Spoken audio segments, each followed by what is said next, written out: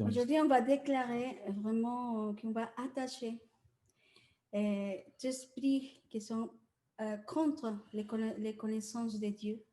Et on va déclarer que vous êtes vraiment en terre nourrie, fertile, afin que la semence qui va donner à travers des domis puisse vraiment, on peut avoir des fruits en votre vie. Et surtout que pour entrer profondément dans vous, afin qu'on puisse vraiment voir la gloire de Dieu, voir ce que Dieu va faire en votre vie, au nom de Jésus. Et on déclare vraiment que tout ce qu'il y a dans le corps du Père vient à travers de la bouche des domis et qu'on ouvre notre oreille spirituelle et notre corps aussi, afin qu'on puisse vraiment recevoir tout ce que Dieu nous va parler aujourd'hui. Qu'on puisse avoir un corps enseignable. Enseignable. Au nom de Jésus. Je crois. Amen. Alors, pourquoi on dit ça? Parce qu'aujourd'hui, c'est un enseignement un peu particulier qui tient beaucoup à cœur, et sur lequel Dieu m'a parlé depuis un petit moment. Enfin, vous le savez sans doute, j'espère que vous le savez, en tout cas, que quand on fait les enseignements qu'on fait ici, ce n'est pas des enseignements qu'on choisit particulièrement, c'est des choses qu'on prie, et Dieu nous dit des choses qu'on doit enseigner. Donc, vous allez voir que Dieu ne se contredit pas, parce qu'on est en train de suivre en fait une espèce de chemin qu'on suit avec vous. On découvre des fois la même chose que vous. Et en début de, juste pour vous dire rapidement, en début de mois, quand on a prié pour la provision du mois, savoir ce qu'on allait faire, etc., Dieu m'a dit, ce mois-ci, il faut enseigner quelque chose de, de puissant. Je ne sais pas comment dire ça, vous allez voir après. De puissant, de mystérieux, d'aller dans la profondeur vraiment de l'écriture, pas rester vraiment dans la surface. Donc, je vais vous donner quelques pistes, quelques exemples aussi, mais c'est plus pour vous donner envie de voir qu'on peut aller beaucoup, beaucoup plus loin dans l'étude de la parole de Dieu. Et c'est pour ça qu'on priait tout à l'heure 2 Corinthiens 10:5, qui disait qu'on renverse les raisonnements et les hauteurs qui s'élèvent contre la connaissance de Dieu. Vous vous rappelez, on l'a fait la dernière fois. Et qui dit en fait, nous renversons les raisonnements, on attache nos imaginations. C'est-à-dire que j'aurais bien vous demander de recevoir vraiment la parole de Dieu telle qu'elle est, pas en imaginant des choses en plus, parce qu'il y a des choses qui vont peut-être vous faire bouger un petit peu, Ça peut quitter quelques paradigmes, on va dire. Hein. Et quand j'étais avant ça, donc j'ai reçu dans l'intercession cette chose-là de partir de choses plus profondes, mais pour moi, c'était un petit peu quelque chose de naturel, parce que depuis que je suis né, j'ai toujours senti, depuis que j'avais 3-4 ans, qu'il y avait quelque chose de plus dans la vie que simplement vivre, manger, c'est-à-dire. Et très longtemps après, il y a un pasteur, avant que je sois chrétien, qui m'avait donné une chanson qui s'appelle justement « Il y a plus dans cette vie que simplement vivre, manger, aller à l'église ». Il y a quelque chose de plus que tout ça. Il y a une dimension spirituelle qui est au-delà de tout ça. Et j'ai connu les ténèbres bien avant la lumière, mais je savais déjà qu'il y avait quelque chose de spirituel qu'il fallait vraiment qu'on découvre dans notre vie. Donc ça, c'est mon témoignage personnel. C'est peut-être pour ça que Dieu s'est révélé à moi d'une façon un peu surnaturelle, parce qu'il voulait que je rentre déjà tout de suite dedans. Et la dernière fois, avant de faire l'enseignement, je recevais justement Jérémie 33:3. On ne va pas le lire, mais vous rappelez tous, il y a marqué « Invoque-moi et je te révélerai des choses grandes, des choses cachées que tu ne connais pas ». Et bon, on va voir toute la parole part de ça. Donc ça, c'est mon témoignage personnel. Et en fait, si on réfléchit bien, si vous avez vu tous les enseignements qu'on a donnés depuis le début, ça devrait être plus, alors on va dire naturel pour nous. En fait, ça devrait être plus naturel qu'on recherche le spirituel que le naturel, parce que à l'origine, on n'est pas naturel, on est spirituel. Donc théoriquement, en théorie, les choses, c'est pour ça qu'il dit les choses spirituelles sont plus vraies que les choses naturelles. On devrait dans notre vie toujours chercher le spirituel, les choses profondes, et le spirituel, finalement, c'est des choses cachées, c'est quelque chose qui n'est pas évident dans le monde, mais enfin bon. Donc, et pourtant, ce n'est pas vrai dans le corps du Christ. On ne voit pas que tout le monde recherche le spirituel. On ne voit pas qu'il y ait une recherche de ça. Ils cherchent les choses plutôt. Il ne faut pas que ce soit trop compliqué des fois. Donc, et c'est pour ça, vous vous rappelez qu'il y a cette parabole qu'on entend sans arrêt du lait et de la viande. Hein. Tout le monde connaît le lait et de la viande. Mais on va voir tout à l'heure qu'on va lire l'écriture dans une autre perspective. Et si on veut comprendre pourquoi Paul dit ça, du lait et de la viande, c'est parce que rappelez-vous qu'il est juif. Et dans la culture juive, l'enfant qui naît, il reste qu'avec sa mère, il n'est pas du tout avec le père, de 0 à 3 ou 4 ans, ça dépend. Donc, il est juste au lait maternel. Ils allaitent très, très, très longtemps là-bas. C'est vraiment… pour la santé, je suppose. Et quand il a 3 ans et demi, 4 ans, qu'il est sevré, alors la mère appelle le père se charge de l'enfant et il va lui enseigner tout l'enseignement, donc la Torah, hein, il va lui enseigner en fait, les instructions, il va les apprendre, on n'écrit pas à l'époque, hein, il va apprendre par cœur. Jusqu'à, vous savez, 12 ans ou 13 ans pour les filles, 12 ans pour les garçons, 13 ans pour les filles, il y a une fête qui s'appelle la bar mitzvah, qui est le passage à l'âge adulte. C'est-à-dire que le père considère qu'à 12 ans, l'enfant n'est plus un disciple, il est un maître. Il doit commencer à enseigner. Il doit commencer à enseigner ses frères, il doit commencer à aller dans les synagogues et prendre la parole. Hein. C'est incroyable. Hein. C'est-à-dire que, et pour ça que Paul il dit, comment ça, vous êtes au lait à la viande, vous devriez déjà être en train d'enseigner. Vous voyez, vous imaginez le temps que c'est pour un enfant. Donc, je pense qu'il est un peu surpris avec les disciples, il leur dit ça alors qu'ils n'ont même pas 1 an ou 2 ans hein, d'enseignement. Donc, il lui dit qu'Aaron doit passer très, très vite du lait à la viande. Ce n'est pas normal qu'au bout de 15 ans, soit encore à pas enseigner, encore à répéter les mêmes choses, etc. Donc, c'est vraiment très important. Aujourd'hui, on va essayer de voir justement qu'est-ce que ça veut dire justement aller dans la viande. Voilà. Donc, on a parlé souvent, vous vous rappelez, des changements de paradigme, qu'on allait changer justement des paradigmes. On va en changer quelques-uns aujourd'hui. Je vais commencer tout de suite d'ailleurs. L'esprit religieux, l'esprit vraiment qui nous empêche de voir la profondeur de la parole. Oui. On va parler aussi, on va confirmer l'importance de la connaissance de Dieu pour croître, seulement pour passer à la viande.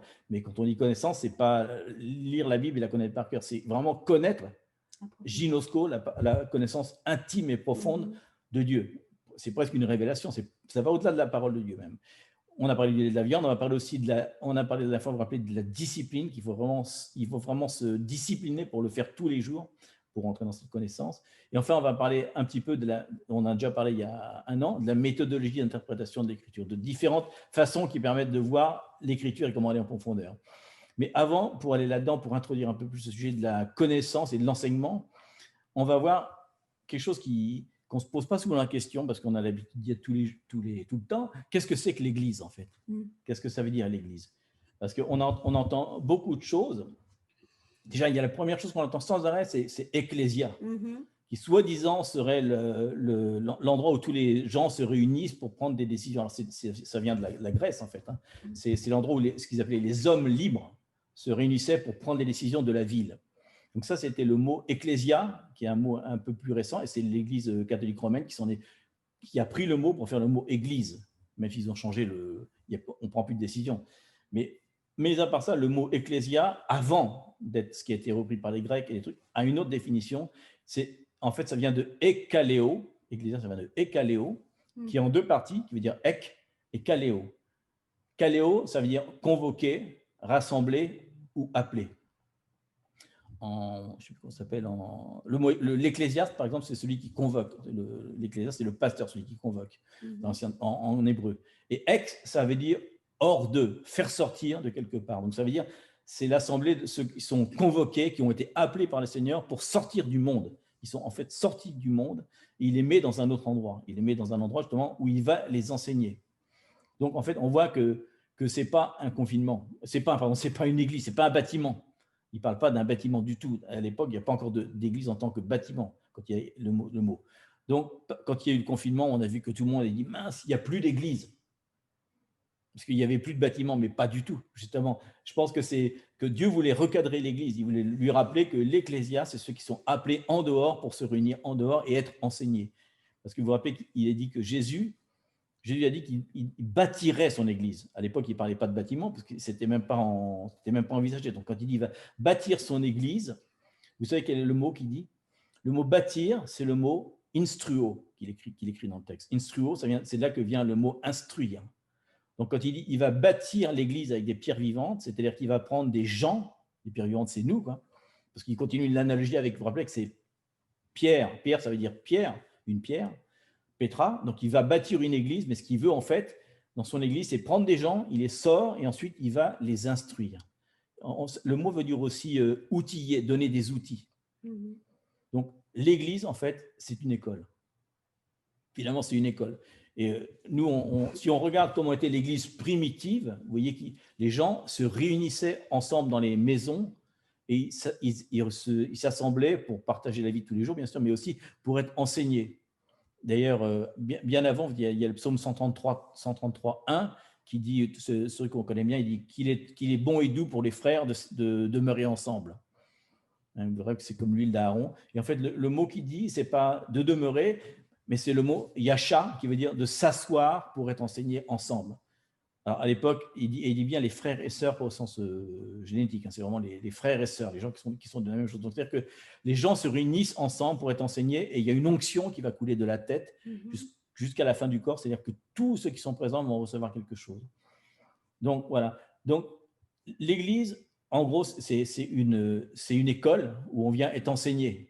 On vient connaître, et on vient pas recevoir seulement la parole comme on le fait en ce moment, mais dans l'adoration, c'est déjà le message. On vient aussi dans la présence, parce que la connaissance du Ginosko, c'est quelque chose qui vient aussi par révélation, par intimité. Donc les deux sont importants. On ne peut pas dissocier l'un de l'autre. Il faut vraiment la première partie, à la limite, ça prépare les esprits pour être libres et entendre ce qui va se passer après. Mais rappelons-nous que l'Église, c'est avant tout un lieu d'enseignement où on vient connaître Dieu, Jésus. Et donc, en fait, pourquoi est-ce qu'on vient à l'Église? Pourquoi est-ce que je viens à l'Église? C'est une question qu'on ne se pose pas souvent parce qu'on a l'habitude de le faire. On vient sans arrêt, mais finalement, on remarque, si on étudie l'histoire de l'Église, on voit que l'Église a été très, très stricte religieuse avec l'Église catholique romaine. Et après, d'un seul coup, on a l'impression qu'il y a une espèce de libération dans les années 50 ou 40, plutôt, dans le mouvement protestant évangélique qui commence à arriver. Mais on voit qu'il y a une culture qui commence à se former, hein, les différents mouvements pentecôtistes, charismatiques, etc. Et on voit, au début, Dieu va se révéler par des miracles, des signes et des prodiges. Et après, ça va devenir quelque chose de plus en plus grand et on va finir par ne chercher que ça. C'est-à-dire qu'on vient à l'église parce que le pasteur a une super prédication, et une super onction. C'est-à-dire les gens tombent, les gens sont guéris, etc. Donc finalement, il y a des manifestations. Il y a des manifestations. C'est très bien, les manifestations, mais finalement, à la fin, on a l'impression qu'on vient à l'église pour ses nécessités, quoi. On vient parce qu'on aime la musique, parce qu'on aime la sermon, parce qu'on aime les amis, parce qu'on aime bien la parole de Dieu, la parole du pasteur, pardon, elle n'est pas trop dérangeante, il a un don de guérison. Donc, c'est un peu comme si on faisait ses courses au magasin. On vient parce que ça nous plaît, il y a notre nécessité. Mais est-ce qu'on vient vraiment pour être enseigné et pour se rencontrer avec Dieu personnellement? Ça, c'est une question qu'il faut se poser. Donc, est-ce que ça a été finalement une évolution de l'Église ou une déviation de l'Église? Parce que si on dit sans arrêt qu'on veut revenir aux choses fondatrices, en fait, l'Église de Dieu est dans la présence de Dieu et l'enseignement de Dieu et de la connaissance de Dieu. Donc, si on imaginait aujourd'hui, il y a quelqu'un qui dit ça une fois, d'ailleurs, il dit, si Jésus faisait une église à côté de la mienne, il n'y aurait personne dans son église. Ils viendraient tous à la mienne. Parce que l'église de Jésus serait très, très dure. Rappelez-vous que toutes les paroles de Dieu sont très provocatrices. Il y a quelque chose de fort quand même dans ce qu'il dit. Et on n'aimerait pas trop ça, je crois. Donc voilà. Donc pourquoi est-ce que la connaissance de Dieu, justement, ce qu'on disait la dernière fois, est si importante? Donc la connaissance par l'enseignement et par la révélation. On a plusieurs passages qu'on peut lire. On va les prendre, si vous voulez. On va dire, par exemple, Jean 17, 3. À un moment, il dit Jean 17, 3, quand Jean parle à ses disciples, c'est le fameux Jean 17, où il dit « La vie éternelle, c'est qu'ils te connaissent », donc gynosko à nouveau, hein, devient un gynécologue, hein, donc l'intimité. « Or, la vie éternelle, c'est qu'ils te connaissent, toi, le seul vrai Dieu, et celui que tu as envoyé, Jésus-Christ. » Donc lui-même, il parle là. Donc voilà, il dit que la chose la plus importante pour avoir la vie éternelle, donc pas la vie éternelle plus tard, il n'y a pas de paradis, il parle de la vie éternelle maintenant, c'est-à-dire que le Zoé de Dieu, la vie, maintenant, qui commence maintenant, qui va être pour l'éternité, on est dans le début, il dit que c'est qu'ils te connaissent. Et dans Jean 6, 28, 29, vous vous rappelez aussi, Jean 6, 28, 29, on n'est pas forcé de les lire, vous pouvez les noter, on les lira plus tard. Comment? Jean 6, 28, 29, c'est le moment où les disciples lui disent. Et c'est marrant parce qu'il lui dit justement, que devons-nous faire pour faire les œuvres de Dieu? Donc, eux, ils ont envie de faire des choses, ils ont envie de travailler pour Dieu. Et Jésus leur répond, l'œuvre de Dieu, c'est que vous ayez confiance, que vous croyez en celui qui vous a envoyé. Et le mot qu'il dit, c'est que vous ayez confiance dans la connaissance qui vous est donnée. L'œuvre de Dieu, en fait, finalement, c'est juste d'avoir confiance en lui. C'est juste d'avoir confiance en lui, d'avoir la foi et d'être enseigné par lui. Et c'est pour ça que dans Matthieu, on va pas lire il y a Matthieu 7, 22, 23, où il dit, vous vous rappelez, il dit, nous avons fait toutes tes... On ne va pas lire. Il dit, c'est noté dans l'enregistrement, nous avons fait toutes tes œuvres, et il leur dit, non, je vous ai fait beaucoup de miracles en mon nom, mais je leur dirai ouvertement, je ne vous ai pas connus. C'est-à-dire que vous n'avez pas été enseigné dans ma présence. C'est pour ça qu'il leur dit, les œuvres, c'est de me connaître. Les œuvres, c'est quelque chose qui est rajouté après, mais le plus important, c'est la conséquence. Bien sûr, si tu connais Dieu, tu as envie de faire des choses pour lui, mais comme ils le disent, qu'est-ce qu'on doit faire pour toi? Il dit, vous n'avez rien à faire pour moi. Ce que vous devez faire, c'est confiez-vous en moi. Soyez enseigné par moi et alors vous changerez. Doucement. D'accord. Et c'est pour ça, je vais parler très lentement. Désolée parce qu'elle est vraiment énervé. Dans énervée. Jean 8,32, vous vous rappelez, on ne va pas lire, mais c'est la phrase que tout le monde connaît, c'est juste pour la citation. Il dit que vous connaîtrez la vérité et la vérité vous rendra libre. Donc il dit, vous connaîtrez, Ginosko à nouveau. La vérité, c'est Aletheia, donc c'est Jésus. Jésus qui dit la vérité éternelle. Donc si vous connaissez la vérité, vous êtes libre. Donc, vous voyez, la connaissance, ça nous permet d'être sauvés, d'avoir la vie éternelle, ça nous permet aussi d'être libres. Et c'est vrai que, et là, il est libre au sens libre de ses chaînes, quoi, tout ce qui nous enchaîne dans la vie. Si on connaît sa véritable identité, ce qu'on a chanté tout à l'heure, c'est-à-dire qu'on connaît qu'on est en Jésus, alors on est libéré. Et enfin, maintenant, je vais passer sur le deuxième thème qui parle justement de la profondeur de la parole. C'était juste pour vous dire que déjà, il faut avoir la connaissance de la parole avant d'aller dans la profondeur.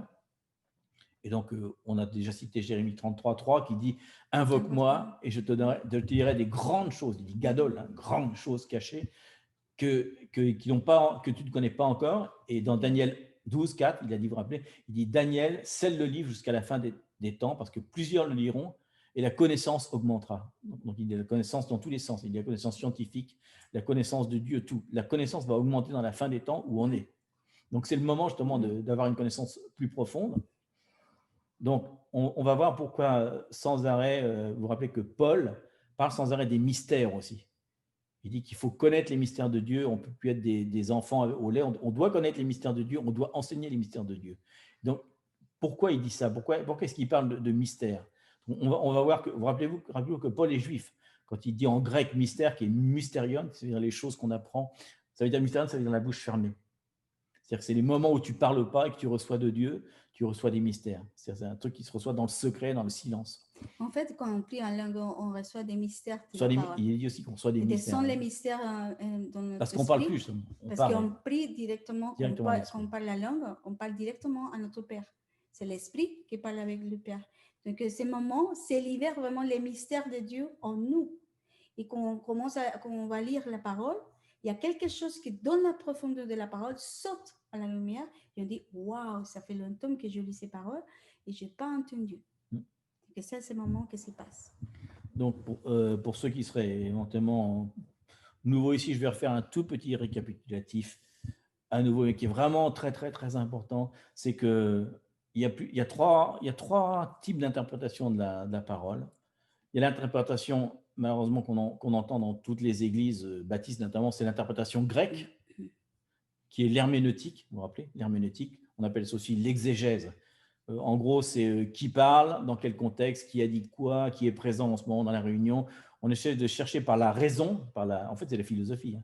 Par la philosophie, on essaie de comprendre le texte. Quoi. On a une compréhension assez un peu charnelle, oui, un peu superficielle, et mettre le dieu Hermès, qui est un dieu quand même dans l'interprétation, c'est un peu bizarre. La deuxième truc, et on ne va pas toujours se faire des amis, c'est en fait ce qu'on appelle la théologie.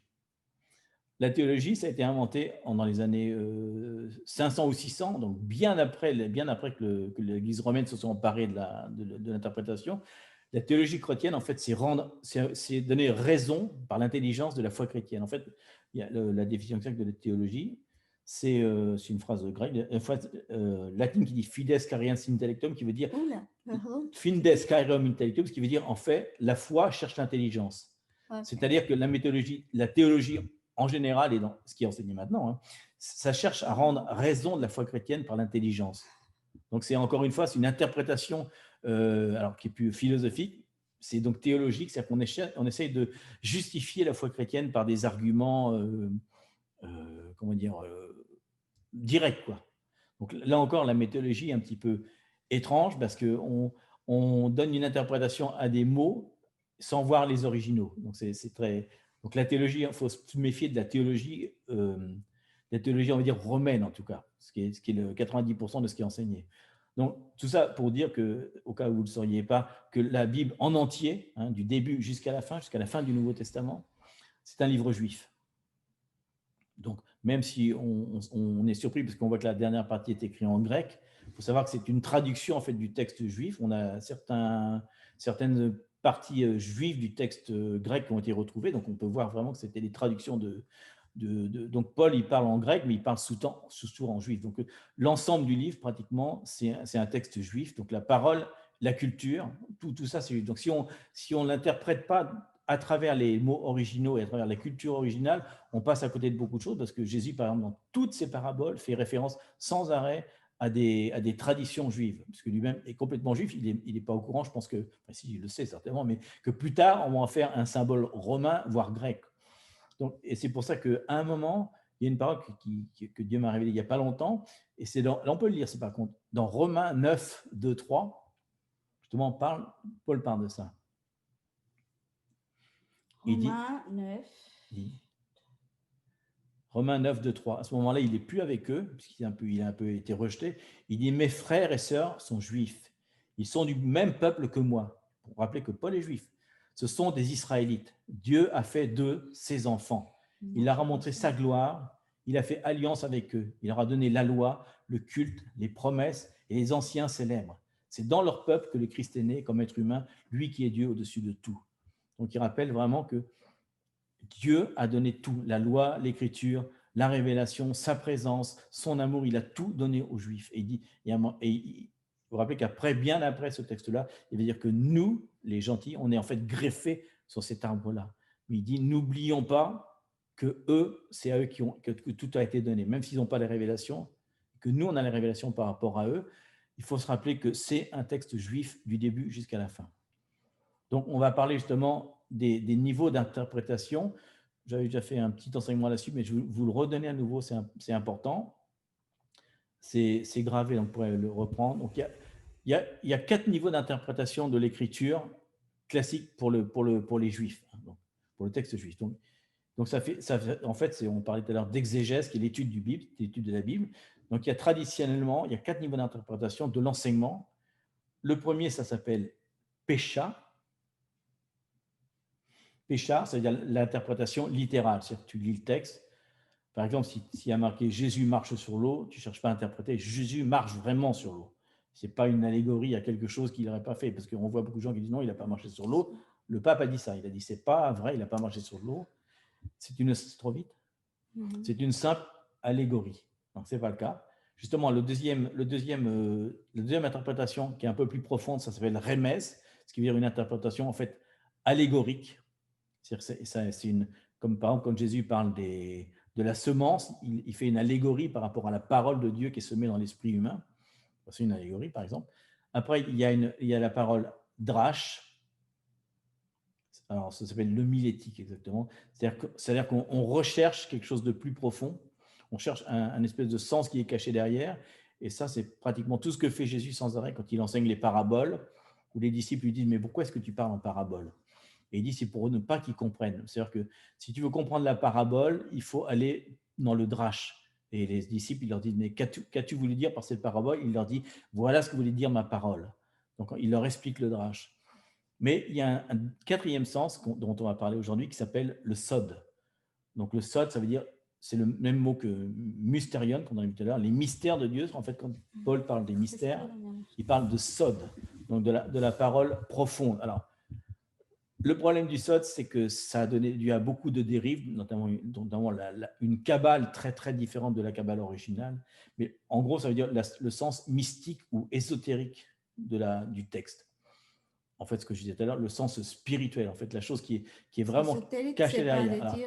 Ésotérique, il y a une grosse déviation, mais le mot ésotérique, ça veut dire qu'il est compréhensible seulement par ceux qui ont été disciplinés, qui ont été enseignés. C'est-à-dire les initiés, ceux qui ont été disciplinés, enseignés par Jésus, par exemple. Ils sont des disciples, ils sont capables d'aller dans la viande, dans la profondeur de Dieu. Et c'est ce qu'ils ont fait. Hein. Donc, c'est des choses que Paul dit, les secrets. Il dit que quand on prie en langue, les secrets nous sont révélés. Vous allez voir que les secrets, c'est intéressant, parce que ça permet de comprendre le texte différemment. Donc, le péchat, ça veut dire dévêtir le texte. Le mot rémès, ça veut dire quelles sont les allusions, à quoi il fait allusion. Le mot drache, on recherche plus loin qu'est-ce qu'il a voulu dire, par exemple, dans la culture. Et le mot sod, c'est qu'est-ce qu'il y a de caché dans le mot, directement dans le mot qui est écrit. Quoi. On va décortiquer chaque mot de l'écriture. Donc, on va vraiment aller loin. On va donner quelques exemples. Et donc, tout ça pour dire que il y a une notion de maître dans Jésus, parce que vous savez que le disciple l'appelle toujours rabbi. Il l'appelle jamais mon ami ou mon enseignant. C'est toujours pour eux l'enseignant. Ils viennent vraiment être enseignés. Vous vous rappelez, les 4000 et 3000 vont s'asseoir sur l'herbe. Ils ne cherchent aucun signe miraculeux. Ils vont en faire quand même. Mais ils viennent vraiment pour être enseignés. Ils veulent recevoir la parole parce qu'ils se rendent compte que les pharisiens n'ont pas été justement dans la profondeur de la parole. Donc, ils viennent vraiment être enseignés. Donc, Jésus, c'est vraiment un maître. Et il nous dit dans la parole, prenez mon joug, car il est léger. Et en fait, quand il parle de joug, il parle de l'enseignement. Il dit, prenez mon enseignement, il est léger, il n'est pas difficile à comprendre par rapport au... Il dit, ne prenez pas le joug des pharisiens, qui est très compliqué avec beaucoup de lois. Le mien est simple. Et juste après, il dit aussi, portez votre croix. En fait, ça veut dire la même chose. C'est-à-dire qu'il faut vraiment, jour après jour, porter la croix, qui est légère pour l'instant. Et donc, et même Dieu, alors vous vous rappelez que Dieu, on dit souvent elle, Emmanuel, elle. Et elle, c'est en fait l'abréviation de Aleph Lamad, c'est-à-dire celui qui enseigne et qui étudie. C'est-à-dire que Jésus lui-même, tous les matins, va voir Dieu. Il est enseigné par son Père et ensuite, ce qu'il est enseigné par son Père, il le partage à ses disciples. Donc, lui-même est enseigné en permanence. Voilà. Donc, et maintenant, on voit qu'il y a un peu une rébellion, parce que les gens ne veulent plus être enseignés, ils ne veulent plus écouter. Hein. Il s'est dit que c'est des enfants de la rébellion dans les derniers temps. Et on voit même dans le peuple de Dieu des gens qui disent, qui ne veulent pas être enseignés parce qu'ils disent non, moi c'est le Saint-Esprit qui me dirige. Non, moi c'est Dieu qui me donne les instructions, c'est Dieu qui me dirige. Parce qu'il est dit en effet, je vous donnerai l'Esprit Saint qui va vous instruire en toutes choses. Et alors, si c'était vrai, on peut aller à l'église déjà, c'est bien. On peut être instruit soi-même en lisant la parole. Dieu va se révéler à nous par le Saint-Esprit. Ça serait en contradiction avec Éphésiens 4, 11, 14. Vous vous rappelez qu'il est dit qu'il est donné, il parle des 5 ministères, il est donné les uns comme apôtres, les autres comme prophètes, les autres comme évangélistes, les autres comme pasteurs. Et il ne s'arrête pas là. Il dit pour le perfectionnement des saints, donc du peuple de Dieu, en vue de l'œuvre du ministère de l'édification du corps de Christ, jusqu'à ce que nous soyons tous parvenus à l'unité de la foi et à la connaissance du Fils de Dieu, etc. etc. C'est-à-dire qu'il dit jusqu'à ce que Jésus revienne, il faut qu'on soit enseigné. Il faut que tous ces ministères existent. Après, ils n'auront plus aucun intérêt. Mais jusqu'à ce que Jésus revienne, l'enseignement est très, très important et c'est primordial, puisqu'il est dit que dans les derniers temps, vous vous rappelez, on va être amené à balayer avec tous les flots de doctrine qui vont arriver. Donc, si on n'est pas enseigné, c'est facile qu'on soit dévié. Donc, c'est important vraiment de se rappeler que Jésus, c'est un maître et qui nous enseigne à travers la parole. Encore aujourd'hui, l'Écriture qu'il nous a donnée, c'est notre enseignement, mais il a aussi donné cette capacité à des pasteurs et à des maîtres qui prennent... Des maîtres, des enseignants. Oui, mais parce qu'on n'aime plus le mot maître, parce que le mot maître, ça veut dire qui reprend.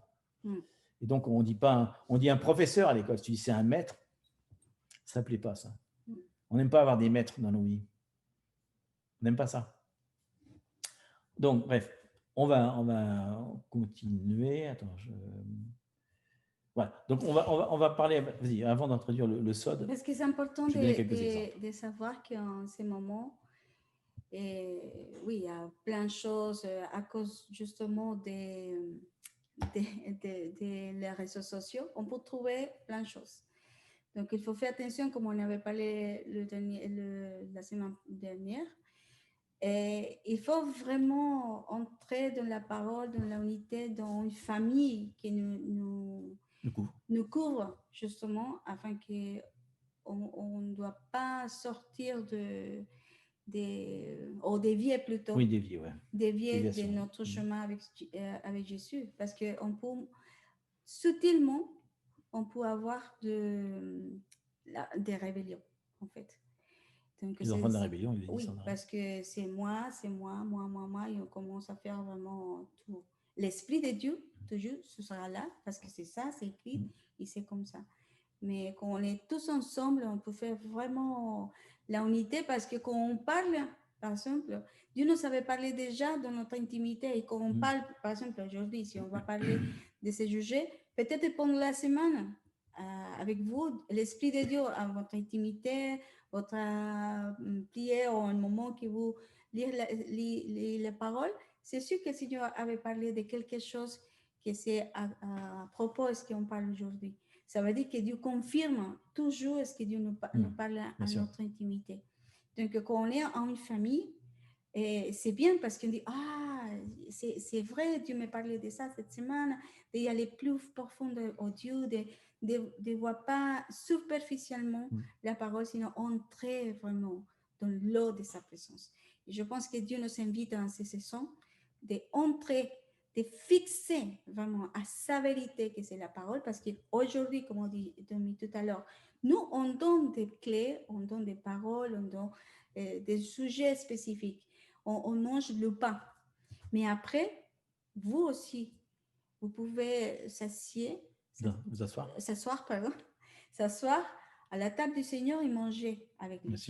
Donc ça, c'est ce qu'on on doit le vide à faire, de faire pardon. C'est justement ce que disait tout à l'heure, c'est que c'est pas moi, parce que déjà ministère, ça veut dire qui sert. Ministère, c'est quelque chose qui sert, c'est pas quelque chose qui te sert à moi, sert l'autre. Et il dit aussi que ça, ensuite, ils servent à l'édification du corps de Christ. Donc, ils servent vraiment pas à nous, ils servent juste à vous édifier, ils ne servent pas à nous. Même si ce qu'on enseigne, ça nous sert à nous aussi d'ailleurs. Mais alors, justement, avant de rentrer, là, on va rentrer vraiment dans le sol, c'est-à-dire dans la profondeur des mystères de Dieu. Juste quelques exemples à vous donner. Et déjà, il y a un principe. Il y a un principe déjà qu'on ne se rend pas vraiment compte, c'est que Dieu va se manifester par révélation. On va avoir une révélation de Dieu. Et il y a un principe dans la parole de Dieu qui fait que quand on a une révélation de Dieu, il y a une répercussion sur notre vie. Non seulement on est rendu libre, parce qu'on a vu tout à l'heure, la révélation de Dieu nous rend libre. Donc, je vais vous donner deux exemples, par exemple. Le premier étant plutôt au niveau de l'interprétation basique, mais je vais vous donner deux exemples justement où quand tu as la révélation de Dieu, Dieu fait quelque chose dans ta vie. L'exemple le plus frappant, que peut-être tout le monde connaît plus, on va le lire peut-être, c'est dans Matthieu 16, 15 à 18. Matthieu 16, 15 à 18. On va avoir un exemple justement de révélation, et la personne qui a la révélation ne s'attendait certainement pas à la réponse.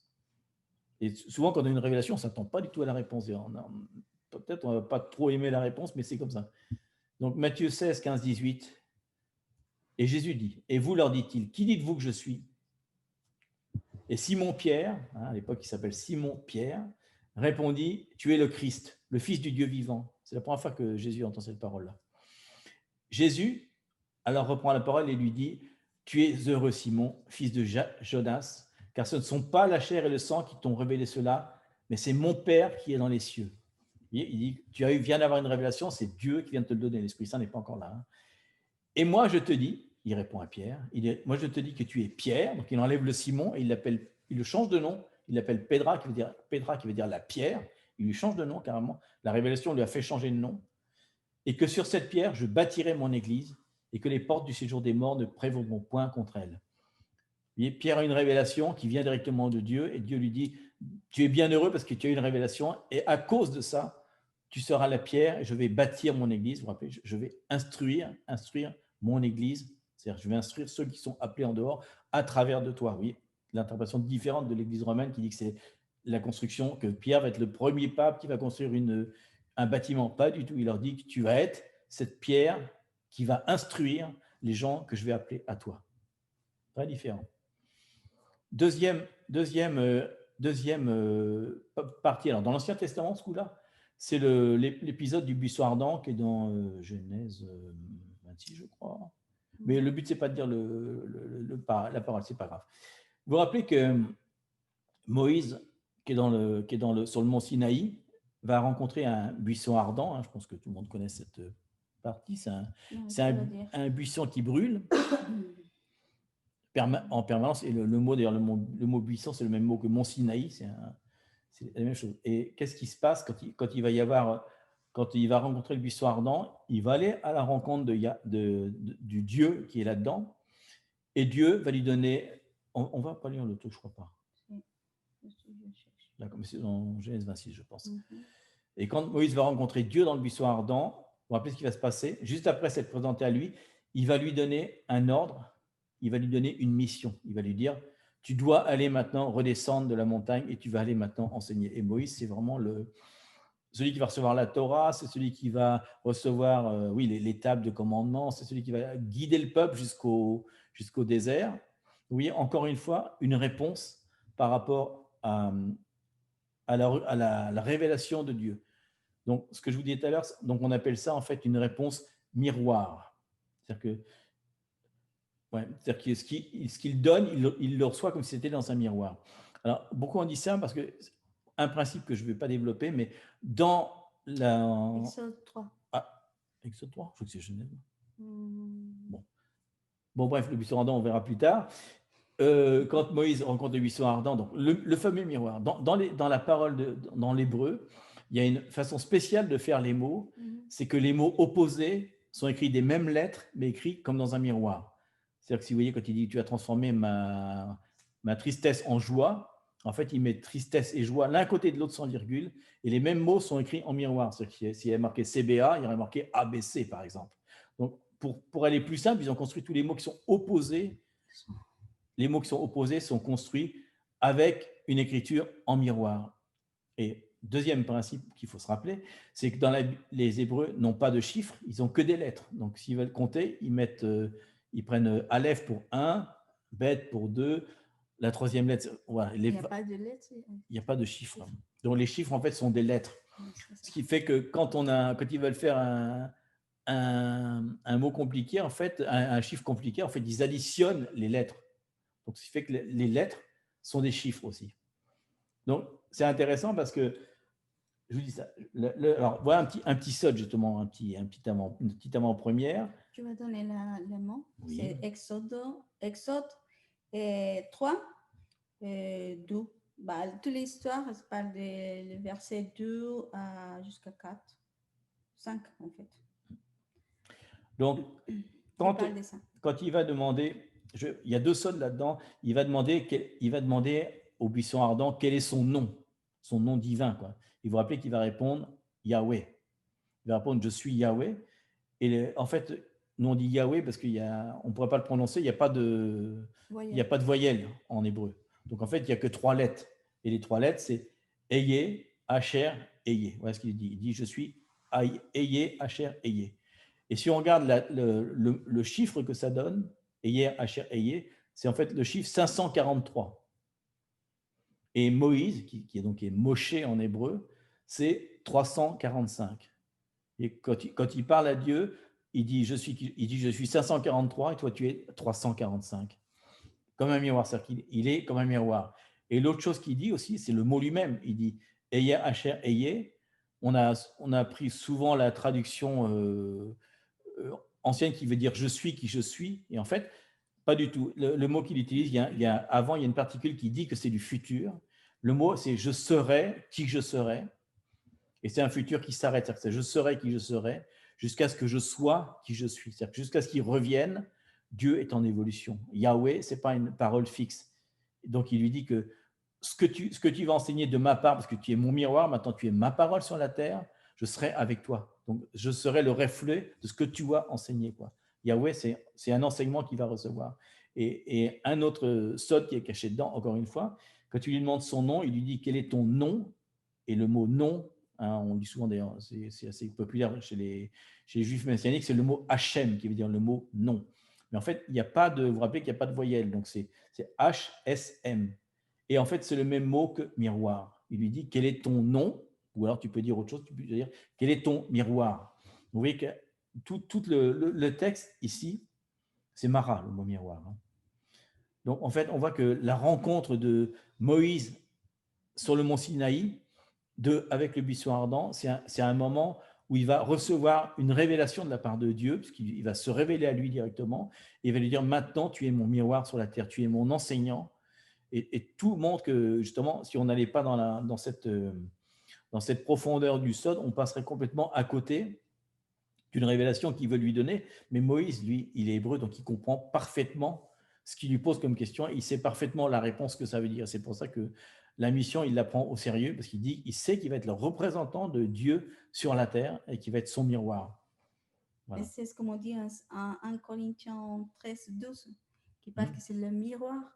En fait, on va voir face à face à Dieu comme un miroir.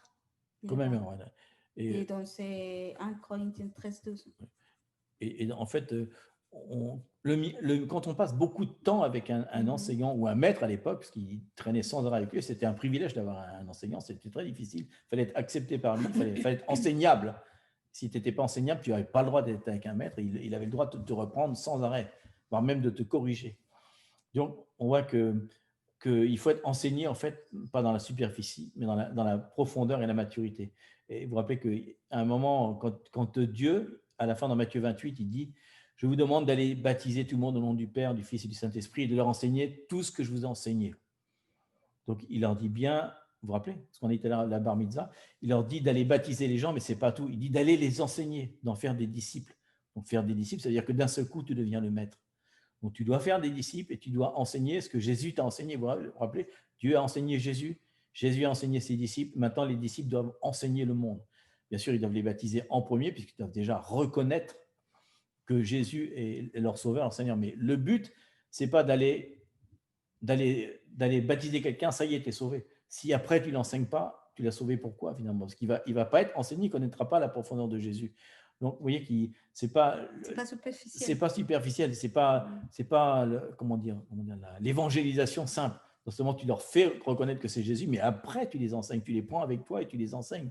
Tu ne les laisses pas tomber, tu ne les laisses pas partir dans la nature. Et un exemple, par exemple, de Jésus fait un peu la même chose. Alors, il y a juste, on va les noter parce qu'on ne va pas les lire. C'est Matthieu 3, 13 à 17 et je crois que c'est Luc 4, 1 à 11. C'est le moment. Vous pouvez après vous lire. Pouvez après, c'est pas intéressant. On voit Jésus qui fait ça. Vous vous rappelez que Jean-Baptiste est en train de baptiser dans le Jourdain. Il leur demande le baptême de la repentance par l'eau. Il parle déjà de Jésus. Il va venir celui que je ne suis pas digne de délier ses sandales. C'est dans Jean, ça. Et quand il arrive à Jean-Baptiste, il lui dit, il vient dans l'eau, il lui dit, baptise-moi. Vous voyez la première partie, hein, baptise-moi avant de faire un des disciples. Il lui dit, baptise-moi, et Jean-Baptiste ne veut pas. Il dit, non, c'est pas possible, je ne peux pas. Et il lui dit, il faut faire ce qui, il est convenable que nous accomplissions ce qui est juste. Et Jean ne va plus lui résister. Donc, il va le baptiser. Il va, quelque part, le baptiser, ce qui veut dire le baptiser et le faire rentrer dans son appel. Vous vous rappelez qu'après, il y a une colombe qui dit « c'est celui que j'aime ». Et la première chose qui se passe, alors on fait court, là, parce que c'est-à-dire qu'en quelques secondes, il va être enseigné de tout ce qu'il doit enseigner plus tard. C'est une révélation qu'il va recevoir dans le baptême. Et ensuite, la première chose qui se passe, vous vous rappelez qu'il est amené dans le désert. Et Satan va le tenter pendant, après 40 jours et 40 nuits, il va le tenter 3 fois. Alors, pourquoi 3 fois? Parce que quand on a un maître, à la fin du cursus, il y a un examen que le disciple doit passer avant d'être lui-même maître. Et il y a 3 questions qui vont lui être posées, des questions très profondes auxquelles il doit répondre. C'est-à-dire que Jésus, en tant que disciple, va devenir maître à ce moment-là. Mais comment est-ce qu'on peut savoir si on a un examen, si on passe pas, si on a réussi, si on n'a pas d'examen? Quand on passe le bac, en fait, si on pourrait dire, vous voyez, j'ai tout appris, mais il n'y a pas d'examen, comment tu peux prouver? Donc, qui est-ce qui décide? Qui est-ce qui décide? C'est Dieu. Et comme il a bien répondu à l'examen, vous vous rappelez ce qui se passe? Le diable s'en va, le diable qui est donc l'examinateur. Des anges viennent près de Jésus. Oui, on peut dire ça. Là, il est utilisé par Dieu. Dieu l'utilise pour prouver. Il est utilisé par Dieu. Les anges vont venir et ils vont le servir. C'est-à-dire que le principe, il faut se soumettre à l'enseignement et ensuite, il faut accepter qu'on va passer un examen pour voir si on est digne de recevoir, digne de pouvoir être un maître quelque part. Et c'est vrai, finalement. On est enseigné, mais à quel moment on devient maître? Vous vous rappelez que quand on enseigne sur la patience, on va être testé dans la patience. Donc, tout ce qu'on va enseigner, on va devoir le passer à l'épreuve. Ça veut dire que chaque fois qu'on enseigne, c'est les choses qui sont véritables en nous. Ça veut dire que produit quelque chose. Ce n'est pas de prendre la parole, une lit, ah oui, c'est profond, mais si tu ne le veux pas, va sortir comme une parole. Mais il n'y a pas la puissance derrière. Donc, ça veut dire que la puissance, c'est la preuve, c'est le chemin qu'on traverse les desserts. Mais les desserts, c'est bien, parce que c'est pas bien entendu ça. Je vais faire un peu sur ces sujets-là, parce que des fois, on dit, ah, le dessert, c'est l'apport. Non, c'est le moment où vraiment on est confronté éprouvé à nous-mêmes. Parce qu'on peut voir vraiment, c'est ce que nous sommes, finalement. on dit, ah oui, vraiment la parole est en moi, c'est véritable, c'est le vraiment en moi, ou c'est simplement superficiel. Il y a une preuve de Dieu, il dit, ah non, non, non, maintenant je ne crois pas en Dieu parce que je marche sur ces preuves, donc je pars. Non, c'est justement de voir à quel point vraiment je marche avec le Seigneur, de quelle façon, à quel point j'aime au Seigneur, que je puisse vraiment arriver à ce que le Seigneur me demande. En fait, c'est justement ce qui s'est passé avec Jésus. Jésus est confronté à le désert, à Satan. Elle est tentée, mais elle passait la preuve parce qu'elle savait quel est son but déjà. Il répond avec la parole de Dieu. En fait. Elle répond la parole Donc, de Dieu parce que la parole de Dieu est dans lui et en plus, et pour lui, c'est la vérité de sa vie. Donc, c'est clair, même si c'est difficile, parce que 40 jours, c'est pas ouf. Non, c'est la chair qui commence vraiment à crier, à se sentir mal, si on peut dire ça. Mais vraiment, dans chaque preuve de notre vie, tout le temps, et j'aimerais bien que vous compreniez ça, chaque fois, c'est pour monter le niveau de connaissance de Dieu. La connaissance, ce n'est pas vraiment de lire la parole et que je la prenne par cœur si je ne le vis pas. Il y a des choses qui sont petit à petit, tu nous donnes tout on te coupe parce que sinon on va être mal. Si on commence à donner des petites choses et on avance, c'est nous, comme on dit, Tommy, c'est vraiment la patience qu'on doit mettre en place tous les jours parce qu'on aimerait que toutes les choses que Dieu commence à nous donner, qu'elles soient vite. Non, c'est des pas à pas, mais avec la fermeté, comme on marche. Ça, c'est le plus important. Que chaque chose qu'on gagne, on le fixe en nous et c'est la vérité en nos vies et personne de l'extérieur ou même des mauvaises philosophies pour venir à nous dévier parce qu'on est clair. On ne peut pas être ballotté à tout vent, ce qui est marqué dans l'Écriture. Exactement, parce que c'est clair, la parole est vivante, donc je sais que je suis à cause de ce que Dieu me montre et que je vis en ces paroles. Et quelqu'un nous a partagé ici, présent d'ailleurs, qu'il fallait transformer soi-même pour pouvoir enseigner ce qu'on a vécu, parce que sinon c'est très difficile, ça fait trop difficile, mais c'est bien, il faut être honnête avec ça quand même. Mais on peut dire, on peut dire que tous les jours, c'est parce que nous, on vit ça. Par exemple, ces paroles, on essaye de vraiment entrer dans, de dire, Seigneur, je ne peux pas lire ou voir la parole simple, superficielle. Amène-nous, Seigneur, la profondeur. Qu'est-ce que tu veux dire ça? Qu'est-ce que tu veux nous enseigner en ces textes ou en ces moments qu'on prie? Et nous, pareil, nous, on fait ça et on marche de chaque parole, on essaye vraiment de marcher ce que le Seigneur nous montre. Alors, on fait un résumé de l'autre côté. On a tous envie que les anges viennent nous servir, qu'ils répondent à nos prières, etc. Donc, avant, il y a un long temps d'enseignement, enfin, pas si long que ça, j'espère. Il y a un long temps d'enseignement et après, il va falloir jeûner pendant 40 jours, 40 nuits et on va répondre à des questions. Et si on a bien tout fait, ouais, les anges vont nous servir. Mais ça veut dire que c'est pour ça que Jésus dit « Portez mon joug qui est léger », mais malgré tout, il va falloir porter la croix. Oui. Mais c'est léger. Parce qu'elle a déjà fait le plus haut. Voilà. Et là, je vais être un peu plus rapide sur la fin, mais je vais donner trois mystères qui sont l'un sur l'autre.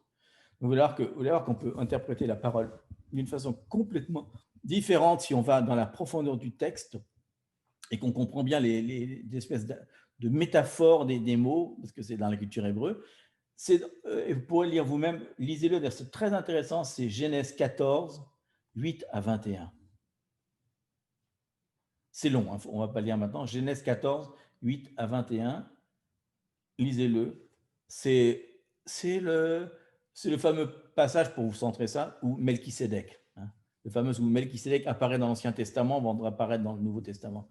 Donc, vous vous rappelez que c'est comment ça s'appelle, une Christophanie. Parce que Melchisédek, c'est Jésus. Mais voilà ce qui se passe. Si on voit le contexte, on voit que Abraham, qui s'appelle Abram à ce moment-là, il n'a pas encore le H, Abraham va faire la guerre à 4 rois. Vous vous rappelez, non, le roi de Sodome, le roi de de Lot, parce qu'il voilà, On peut étudier ça. on pourrait l'étudier. Il y a beaucoup de niveaux dans ce texte-là. Mais si on va dans le texte plus profond, dans le Sod, dans le mystère, on voit qu'il va faire la guerre à 4 rois. Regardez les noms des rois en hébreu et regardez ce que ça signifie. Vous verrez à quoi il fait la guerre. Parce que la guerre, hein, je vais vous expliquer après pourquoi je dis ça. La guerre, c'est faire la guerre contre soi-même, contre sa chair. Je vais vous expliquer juste après pourquoi c'est le cas. Hein. En fait, Abraham, il va faire la guerre contre soi-même. Il va passer une épreuve. Hein. Il va détruire le mal, ce qui est pourri. Enfin, tous les noms des rois sont assez spectaculaires. Et quand il revient de cette guerre, il revient victorieux. C'est-à-dire qu'il a été changé à l'intérieur. Il y a quelque chose en lui qui a été vraiment changé. Il va vraiment rentrer dans son appel. Vous vous rappelez ce qu'on a dit ? Il a été enseigné. C'est ça qu'il a fait. Et quand il revient, donc il est victorieux, il va rencontrer Melchisédek. Vous vous rappelez qu'il est dit que Melchisédek, c'est un sacrificateur et un juge, comme un juge d'examen. Hein. Et c'est Melchisédek qui va décider si oui ou non il a la victoire. Et comme signe qu'il a bien la victoire, signe que nous on fait maintenant dans notre vie chrétienne, il va lui donner le pain et le vin. Vous vous rappelez ? Lui donne le pain et le vin. Alors, justement, voilà la première chose, il lui dit, tu as gagné la victoire, le pain et le vin. Et on va dire, mais alors pourquoi le pain et le vin ? Qu'est-ce que ça signifie à ce moment-là ? Donc, il y a un deuxième sod qui est dans le premier. Voilà. Vous vous rappelez que juste avant de partir, passer son examen final, Jésus à la croix, il va vraiment passer le dernier examen. Il va faire la même chose avec ses disciples. Il va leur donner le pain et le vin. Et ensuite, il va à la croix. Il dit, vous ferez ceci en mémoire de moi. Vous vous rappelez ce qu'il fait ? Il va déchirer le pain. Il va déchirer le pain, son corps, il va passer l'examen à la croix et il dit que plus tard, quand il va revenir sur la terre, de nouveau avec nous, il va partager le vin. Il dit, on partagera de nouveau le pain, donc le même pain, mais il dit un vin nouveau. C'est-à-dire une autre révélation. On va voir juste après pourquoi. J'avais fait un enseignement là-dessus, mais je vais être plus court pour ceux qui n'étaient pas là. Pourquoi est-ce que je peux dire que le vin, c'est la révélation et le pain, c'est la guerre ? À cause du mot lui-même. Dans le mot, alors peut-être tout le monde le connaît, parce que Jésus est né à Bethléem, vous vous rappelez ? Beth, ça veut dire maison, hein, et Lechem, exactement, ça veut dire le pain. Bethléem, ça veut dire la maison du pain. Et en fait, vous vous rappelez qu'il n'y a pas de voyelle. Donc c'est aussi, il y a un seul autre mot qui existe, c'est Bethléem ou Bethlaham. Bethlaham, ça veut dire la maison de la guerre. La maison de la guerre, où on fait la guerre contre sa propre chair. C'est pour ça que quand il parle du pain, quand il déchire le pain, en fait, il part à la guerre contre sa propre chair. Et quand il donne le vin, le vin, c'est le mot yayin, et le mot yayin, c'est le mot pour valeur numérique 70, vous vous rappelez qu'on a parlé de valeur numérique, et yayin, ça veut dire le sod, le secret. Donc en fait, beaucoup de fois, on va trouver dans la Bible le mot lerem ou laram, 170 fois exactement, et des fois ça veut dire le pain, mais des fois ça veut dire faire la guerre, attaquer, livrer bataille, soutenir, assiéger ou vaincre. Vous vous rappelez ? Donc, pour dire que le vin, ça représente le secret, la connaissance cachée, et toute la vie de l'enseignement, en fait, c'est faire la guerre contre sa propre chair, le naturel, vous vous rappelez, pour aller trouver le spirituel, pour aller trouver quel est le sens caché. Rappelez-vous que le pain aussi, c'est le corps du Christ, et c'est aussi le sang du Christ qui nous révèle tous ces secrets. C'est très puissant. Quand tu lui donnes le pain et le vin, il lui dit, tu as été digne de moi. Vous vous rappelez que dans Ecclésiaste, il dit, je vais dans la maison de mon bien-aimé, c'est à la maison du vin. Il est dit aussi que le vin, ils disent que le vin donne la joie et la révélation de Jésus. Sans arrêt, le vin n'est pas associé à l'ébriété, il est associé à quelque chose de joyeux parce que tu as rencontré la vérité. Et à chaque fois que tu rencontres une vérité, une révélation de Dieu, il y a vraiment une joie en toi. Tu sens bien. Quand Dieu te révèle un truc, tu dis « Waouh, génial !» Mais le pain, c'est aussi l'écriture, c'est aussi la parole. C'est la parole, c'est donc, lui-même. Il faut aussi déchirer la parole. Il faut aller dans l'écriture qui a été écrite. C'est une parole vivante. Il faut aller déchirer pour vraiment voir ce qu'il y a à l'intérieur. Et le pain, si tu le déchires, ça ne sert à rien. Il faut le manger aussi. Donc, c'est pour ça que sans arrêt, il y a marqué qu'il va manger la parole, il va manger les rouleaux Ésaïe. Donc, vous voyez, le pain, c'est vraiment quelque chose où tu dois faire la guerre contre le monde parce que tu es dans l'ecclésia, c'est-à-dire que tu es sorti du monde, tu fais la guerre contre le monde, tu vas dans la parole qui est profonde, tu fais la guerre contre ta chair, tu dois la manger tous les jours, parce que c'est ce qui te nourrit. Il dit, donne-nous notre pain quotidien dans la parole. Hein, vous vous rappelez?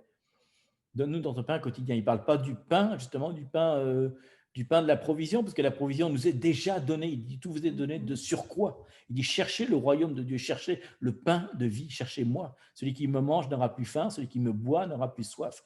C'est-à-dire que la révélation, l'enseignement, en fait, l'enseignement de la révélation, le pain te nourrit, et à la fin, quand tu as vaincu, tu passes ton examen, Melchisédek, vous vous rappelez, Jésus, à la fin de notre vie, on va passer devant un examen devant Jésus. Il va dire si on a le vin de la vie, si on est écrit dans son livre, parce qu'il y a un nouveau livre qui va être écrit.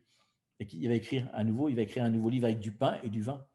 Donc, c'est important de voir que quand on parle de guerre, comme dans Melchisédek, il y a un sens qui est caché derrière. Ça ne parle pas seulement d'une guerre littérale qu'il a sans doute fait contre ces rois-là et qu'il a gagné, mais spirituellement, derrière, Dieu nous montre un sens caché du texte. Et c'est ce qu'on voudrait vraiment justement vous encourager à aller voir. Allez voir le texte original, regardez les mots, regardez les sens des mots, comment ils sont écrits. C'est pas compliqué, ça paraît difficile comme ça, mais c'est pas compliqué d'aller voir les sens des mots. Et je vais vous donner un dernier sort qui est assez puissant aussi, justement qui concerne l'enseignement, donc ce qu'ils appellent la Torah, ce qui veut dire l'enseignement des choses.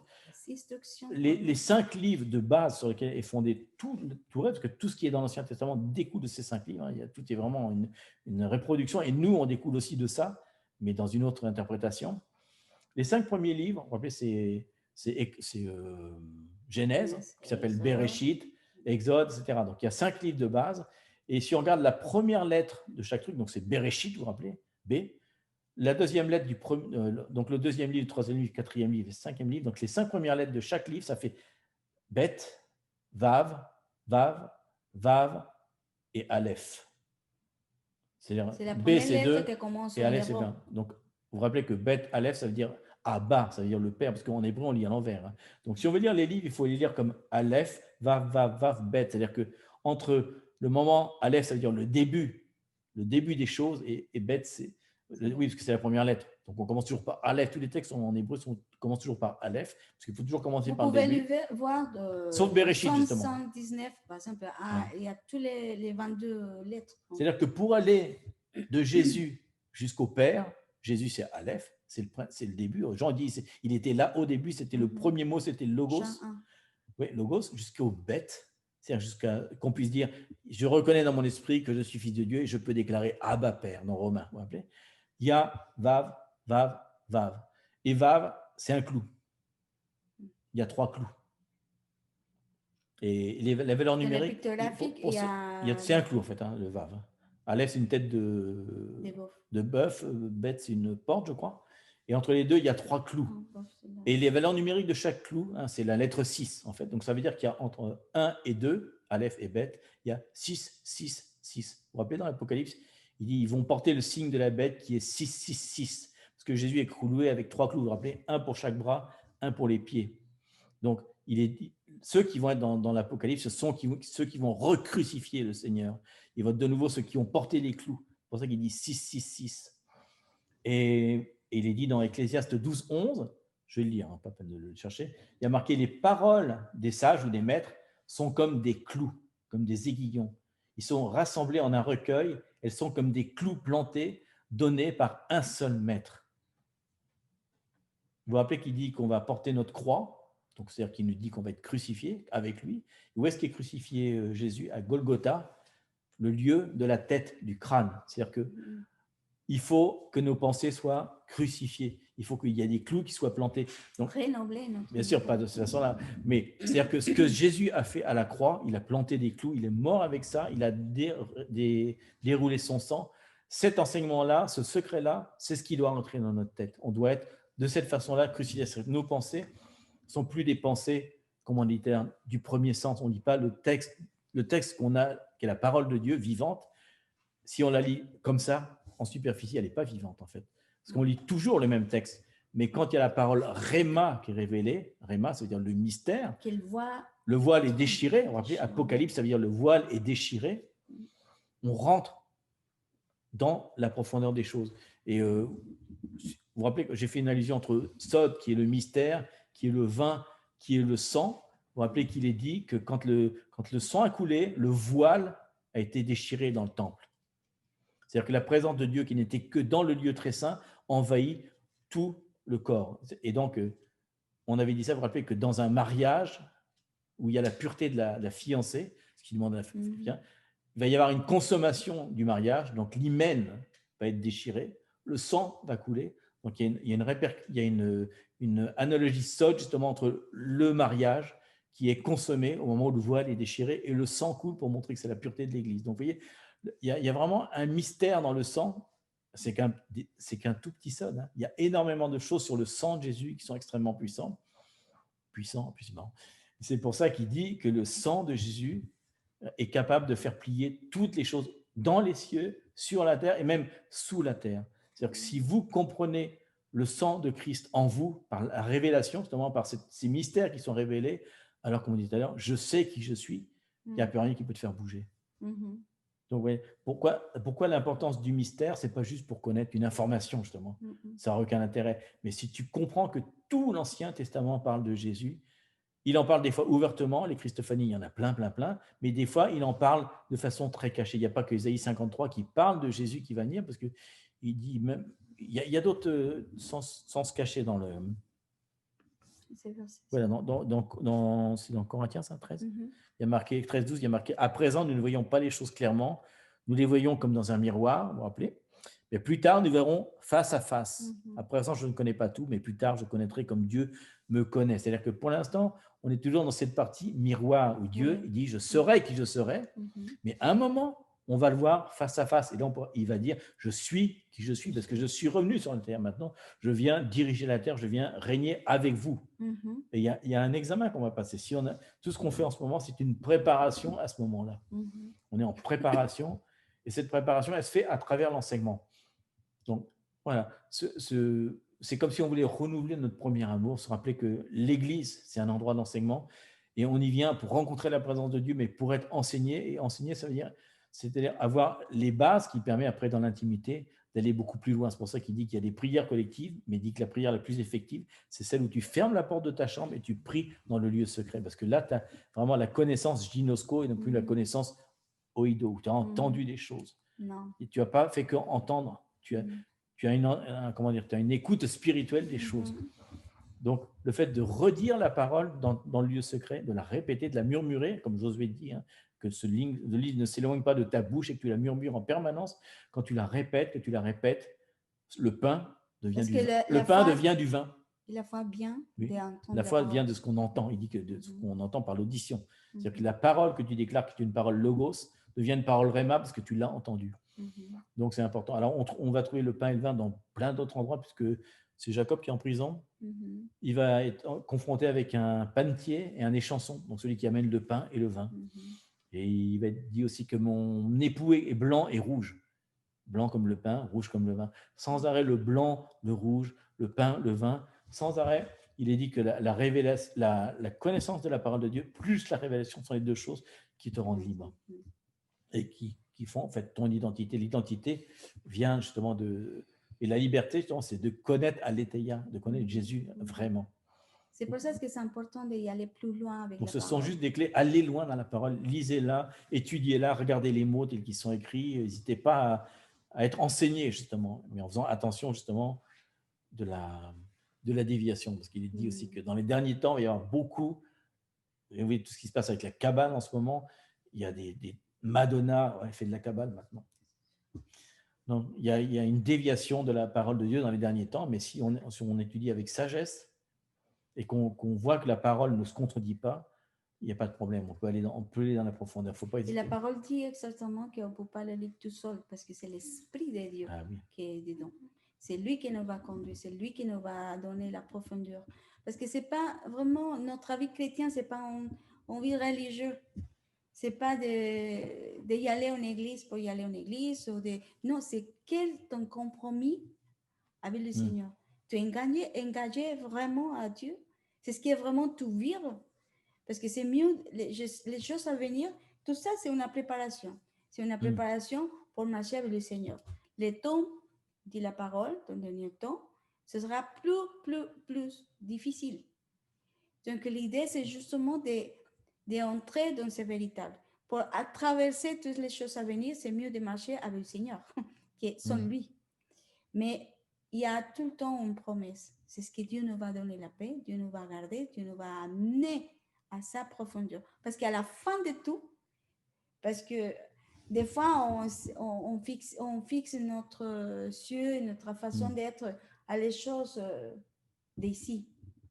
Mais on n'est pas vraiment, on est de la terre, mais même Jésus a dit, on est de la terre, mais en même temps, on est à l'extérieur. Ça veut dire que notre esprit vraiment commence à... on est dans ce monde, mais pas de ce monde. Exactement. Mais ça veut dire qu'on doit être, bien sûr, on ne peut pas être comme un boule. Non, justement, on doit être la lumière. Mais si on connaît la lumière, on serait la lumière. Si on connaît le dabar, c'est le mot, c'est le secret, c'est la vérité. C'est traduit par promesse dans la Bible. C'est la traduction de la parole qui dit promesse. C'est une parole sûre. C'est le dabar de Dieu qui parle, c'est la vérité. Tout ce qui est dans le livre, tout ce qui est dans la parole, les instructions de Dieu qui nous a données dans la Bible, on doit le lire. Parce que là, c'est comme nous va aider en plus, nous va aider à marcher en ces temps et à être véritable. C'est pas une religion. On est des fils de Dieu. On est parti d'une famille royale. On est sacerdote. On doit être, pas de faire. On doit être. Et la façon d'être est de connaître la profondeur de Dieu. Et aussi, il y a beaucoup de...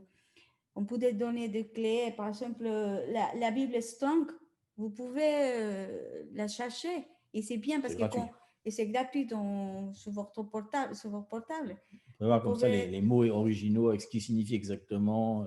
Et vous pouvez y aller plus loin de la parole. Il y a plein de Bibles intéressantes. Et ça enrichit vraiment la lecture de la Bible. Vous aurez par exemple pourquoi Jésus écrit dans le sable avec la femme adultère. Pourquoi les gens vont s'en aller du plus jeune au plus vieux. Vous verrez pourquoi, en fait, exactement, Abraham demande qu'il amène son fils. Pourquoi il lui demande ça et quels sont les signes qui sont cachés? On en a déjà parlé un petit peu une fois. Dans chaque parabole de Dieu, il y a beaucoup, beaucoup de choses qui sont cachées. Et ça, vraiment, ça enrichit. Après, tu ne te poses plus la question, tiens, pourquoi Jésus a fait ça? Pourquoi est-ce qu'il a mis ça? Il a mis de la boue sur les yeux de l'aveugle. Pourquoi est-ce qu'il... Tout ça, ce sont des choses qui sont... Ce n'est pas des choses cachées, les choses, elles sont écrites dans la parole. Simplement, il faut aller chercher, étudier la parole, aller voir la culture, qu'est-ce qui se passe à l'époque. Qu'est-ce que voulait dire Dieu? Pourquoi, quand la femme le touche, il dit quelque chose est sorti de moi? Qu'est-ce que ça veut dire, ça?